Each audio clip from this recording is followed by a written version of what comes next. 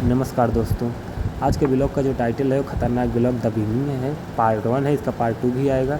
ये कोहिमा टू दीमापुर तक का ब्लॉग है, जो कि 5 से 6 घंटे में हमारी यात्रा पूरी होती है। आपको 9 मिनट में पूरा ब्लॉग, पूरी यात्रा जर्नी का पूरा सीन दिखाता हूँ।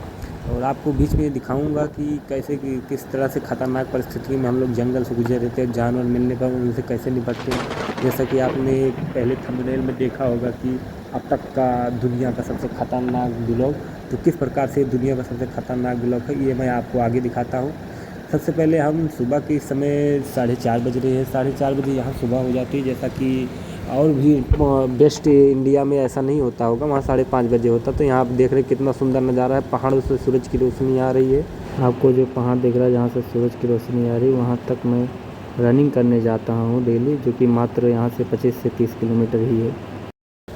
आप देख पा रहे हैं इस समय हम धीरे धीरे बढ़ते हुए, अभी हम कोहिमा से 5-6 किलोमीटर दूर हैं। तो भी यहाँ से पहले जाएंगे कोहिमा जाएंगे, फिर कोहिमा से हम दीमापुर जाएंगे।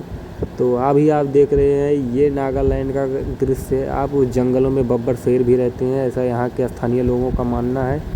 फ़िलहाल मैंने बब्बर शेर को अभी तक देखा नहीं हूँ, और जल्द ही कोशिश करूँगा इस जंगल में जाने के लिए, और आपको लाइव टेलीकास्ट दिखाऊँगा। बब्बर शेर और हाथी, चीते, सबको मैं लाइव टेलीकास्ट आपको दिखाऊँगा। आप देख रहे हैं ये सुबह का नज़ारा, ये ऊंची ऊंची पहाड़ियों पे कितनी अच्छे से धूप जा रही है। आपको हल्का फिल्टर जैसा लग रहा है कि पीला पीली से दिख रही हैं पहाड़ियाँ। ये पहाड़ियाँ देखने में तो बहुत नज़दीक है, लेकिन वहाँ जाने के लिए आपको 3 से 4 घंटे लग जाएंगे। पूरे नागालैंड में आपको बहुत ही अच्छे अच्छे दृश्य दिखाई देंगे। आप हमेशा मोबाइल को ऑन करके ही रखेंगे। अभी यहाँ धूप देख रहे हो आप, पूरी तरह से मौसम साफ दिखाई दे रहा है। लेकिन जैसे अभी हम यहाँ से कोहिमा पहुँचेंगे, जो कि 6-7 किलोमीटर है, वहाँ आपको पूरे घने कोहरे जैसे बादल दिखाई देंगे। ऐसा लगेगा कि यहाँ पे बहुत ही ज़्यादा ठंडी हो रही है, कोहरा पड़ा हुआ है। वहाँ का अलग ही मौसम आपको नज़र आने लगेगा, मैं कहीं दूसरी जगह आ गया। इस समय आप सुन पा रहे होंगे कि किस तरह से पक्षियों की आवाज़, कितनी अच्छी आवाज़ें आ रही हैं। अभी आगे चल के आपको जब थोड़ा सा जंगल दिखाई देगा, तो वहाँ पे आपको शेर की गर्जने की भी आवाज़ सुनाई देगी, और बाघ की भी आवाज़ सुनाई देगी, किस तरह से बाघ दहाड़ते हैं। आपको दूर एक सफ़ेद चादर से बिछी हुई कुछ दिख रही है, तो आपको बता दूं वो बादलों का सुंदर नज़ारा है। और इस तरह से यहाँ पे हम ऊपर हैं अभी, इस समय बादल नीचे हैं हमसे, तो बहुत ही अच्छा नज़ारा ये दिखने को मिल रहा है। और जैसे ही मैंने इसको देखा कि तुरंत मैंने मोबाइल निकाल के तुरंत कैमरा ऑन कर दिया। अभी देख पा रहे हैं वो दूर से जो बादल दिख रहा है नीचे, सफ़ेद चादर से बिछी हुई है, ये दिख रहा है। अभी जूम किया मैंने। अभी हम लोग धीरे धीरे बढ़ रहे हैं। आप देख पा रहे हैं जगह जगह से सड़क की खराबी, स्लाइडिंग हो जाती हैं बारिश के मौसम में, इसलिए पूरे साल यहाँ सड़कें रिपेयर होती रहती हैं, बनती रहती हैं। कोई ख़ास यहाँ सड़कें बनती नहीं, क्योंकि कुछ भी यहाँ पे ज़्यादा अंधेरे कोहिमा में प्रवेश कर रहे हैं। आप देख पा रहे हैं कि कोहिमा सिटी है। ये कोहिमा के अच्छे अच्छे दृश्य हैं, बिल्डिंगें हैं, यहाँ की गाड़ियाँ हैं। ये आपको उसकी कोहिमा सिटी है, नागालैंड की राजधानी है। यहाँ पे आपको देखेंगे ये टैक्सी गाड़ियाँ खड़ी हुई हैं। कोहिमा ट्रेड सेंटर ये है, कोहिमा राजधानी में स्थित है। ये कोहिमा का स्टार्टिंग पॉइंट है। अभी भी आप देख रहे हैं धूप खिली हुई है, मौसम आसमान साफ हुआ है, लेकिन जैसे ही अभी कोहिमा को हम छोड़ने शुरू करेंगे, आप देखेंगे किस तरह से बादल घेरे हुए हैं। ऐसा लगेगा कि मैं कहीं दूसरी जगह आ गया हूँ, जबकि ये 2-3 किलोमीटर के डिफरेंस में ही पूरा आपको मौसम बदला हुआ नज़र आएगा। आपको बता दें कि इस समय हम लोग नेशनल हाईवे नंबर 2 पे चल रहे हैं। यहाँ पे यही है नेशनल हाईवे, जो कि 1 वे ही है। उतनी ज़्यादा यहाँ पे सड़कें चौड़ी नहीं मिलेगी, क्योंकि उतना स्पेस ही नहीं है सड़कों को चौड़ी बनाया जा सके। राजधानी कोहिमा का शानदार दृश्य, बहुत ज़्यादा शोर शराबा नहीं है, ना ही बहुत ज़्यादा आपको वॉइस पॉल्यूशन दिखेगा, क्योंकि उतनी ज़्यादा जनसंख्या तो है नहीं यहाँ पे। गाड़ियाँ भी लिमिट में ही है, क्योंकि रास्ते ही नहीं है। बहुत ही अच्छा नज़ारा ये आ गया। अभी मौसम आपको देख रहे हैं कि कैसे अभी कैसे बिजली चमकी हमारे आगे है।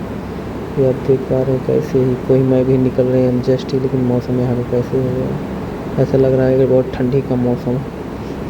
अभी आपने स्टार्टिंग में देखा कैसे कितना अच्छा मौसम साफ था, अभी मैं आगे चलूँगा तो आपको फिर एक बार से धूप निकली हुई दिखेगी, और जैसे ही मैं दीमापुर पहुँच जाऊँगा तो यहाँ गर्मी फिर से होना शुरू हो जाएगी।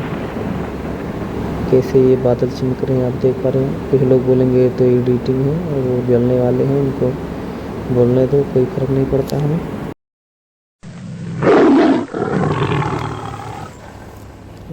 कोई जानवर जुदा भी रहा रहा था।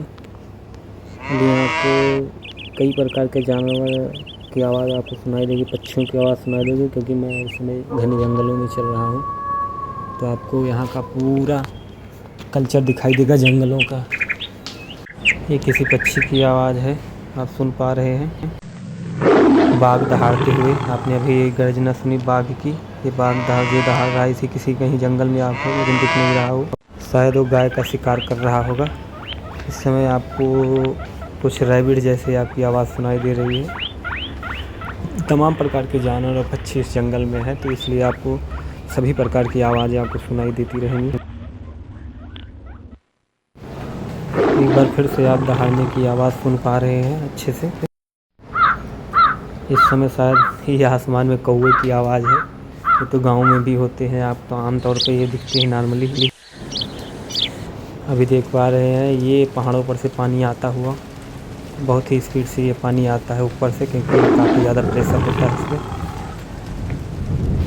आप इसकी आवाज़ सुन पा रहे हैं, कैसे इसकी आवाज़ आ रही है पानी की झरने की। ये देखो कितने तरीके से आ रहा है, बहुत तेज़ धारा से ऊपर, क्योंकि ऊपर से ज़्यादा प्रेशर होता है। इसमें किसी पक्षी की आवाज़ आपको सुनाई दे रही है। अच्छा लगता है ये सब सुनते हुए। इतना कल्चर यहाँ का जंगलों का है कि बहुत अच्छा लगता है यहाँ पे घूमने में। आप देख पा रहे हैं यहाँ के धान पक चुके हैं।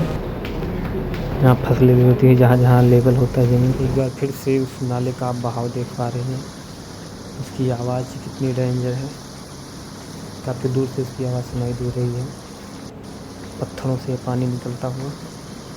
इस समय आपको बहुत बड़ा जंगल दिख रहा होगा, और इसमें इस समय बाघ की दहाड़ने की आवाज़ आपने अभी सुनी। आप देख पा रहे हैं इस जंगल में तमाम प्रकार के जानवर हमेशा रहते हैं। ये भेड़िए की आवाज़ शायद थी, भेड़िए अभी ये आवाज़ कर रहा था। अभी देख पा रहे हैं हम कितने घने जंगलों के बीच जा रहे हैं, किस प्रकार के पक्षी चिल्ला रहे हैं, आप उनकी आवाज़ सुन पा रहे हैं प्रॉपर तरीके से। गाइस इस समय चीते को दहाड़ते हुए हम लोग क्लियर देख पा रहे हैं। अभी मैं कैमरा जूम करता, ये देखो, लेकिन शायद आपको नहीं दिख रहा होगा कैमरे में। इस प्रकार जैसे दोस्तों मैंने कहा था कि यह दुनिया का सबसे खतरनाक व्लॉग होने वाला है। वाकई में दुनिया का सबसे खतरनाक व्लॉग है। आपने देख लिया कैसे लाइव जानवरों को मैंने दहाड़ते हुए देखा हूँ अपनी आंखों से। इस प्रकार घने जंगलों और खूंखार जानवरों के बीच चल निकलते हुए हम लोग दीमापुर पहुँच जाते हैं। ये आप दीमापुर की सीन देख रहे हैं। यहाँ के बाज़ारों में आपको सिर्फ महिलाएँ ही दिखेंगी, पुरुष केवल ऑटो ड्राइवर या टैक्सी चलाते ही आपको दिखेंगे। पूरा मार्केट, सब्जी मार्केट, सब कुछ महिलाएँ ही चलाती हैं यहाँ के। दीमापुर रेलवे स्टेशन की तरफ बढ़ रहे हैं। आप एक देख पा रहे हैं ये सीन पूरा आपको दीमापुर का शहर है। ये दीमापुर असम और नागालैंड के बॉर्डर पर पड़ता है, लेकिन ऑफिशियली ये असम में ही काउंट होता है। अभी देख पा रहे हैं, ये देख पा रहे हैं वो गाड़ी शुरू से ही, वो CRPF की गाड़ी अभी आगे चल रही है। हम लोगों को शुरू से ही आगे चल रही है।